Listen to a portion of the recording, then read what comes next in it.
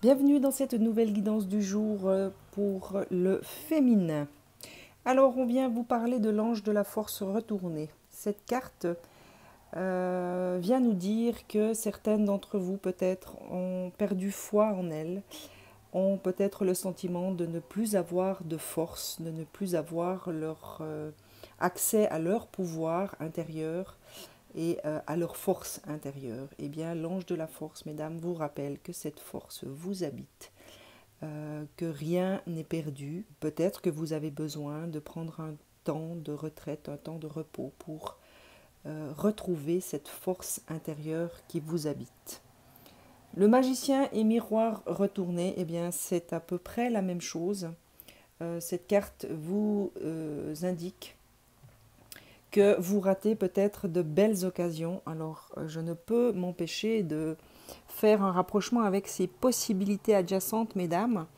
Il est clair que lorsque nous nous trouvons dans des situations qui viennent chercher dans nos profondeurs et dans l'énergie qui nous habite, eh bien, on peut avoir des fois le sentiment de perdre de la force, de ne plus avoir de pouvoir. Peut-être que vous avez perdu foi en vous, que vous avez perdu confiance en vous.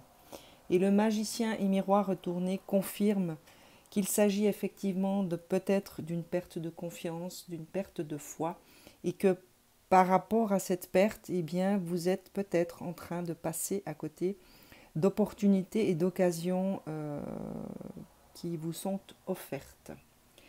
Vous n'arrivez peut-être plus à tirer avantage de votre énergie créative. Alors là, je ne peux faire autrement que de vous montrer cette carte qui fait appel à votre deuxième chakra, mesdames, et qui est le chakra de votre créativité.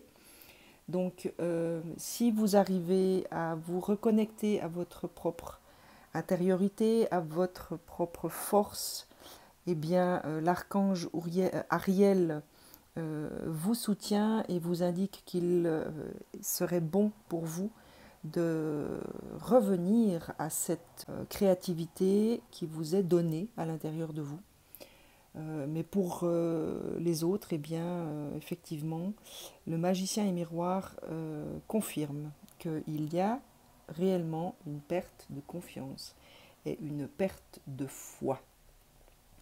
Ne laissez plus de fausses informations ou les limitations que vous croyez vous influencer, s'il vous plaît, mesdames. Votre vie est le miroir qui reflète votre énergie intérieure. Vous avez le pouvoir en vous de changer tout ce qui vous paraît en ce moment sombre et tout ce qui vous paraît difficile. L'univers vous fait vivre ces situations peut-être parce qu'il d'abord il a confiance en vous et qu'il sait que vous êtes prête à dépasser ces situations, que vous êtes assez forte pour transmuter ce qu'il y a à transmuter, transformer ce qu'il y a à transformer.